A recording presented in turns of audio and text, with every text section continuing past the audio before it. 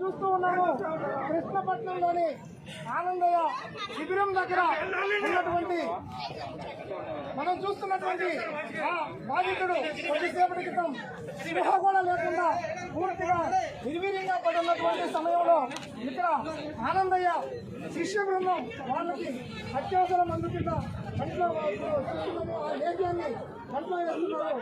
ఆ కంట్లో వేసినటువంటి జస్ట్ 5 నిమిషాల లోపే అతను తీవ్రమైనటువంటి అస్వస్థతకు గురైనటువంటి ఆయన లేచి కూర్చొని రెండోసారి కూడా అదే మందులు రెండో గంటలో వేయించుకున్నటువంటి పరిస్థితి ఉంది. ఊపిరి ఆడక ఇక కష్టం అని ఒకవైపు పిల్లలు భార్య రోగిస్తున్నారు.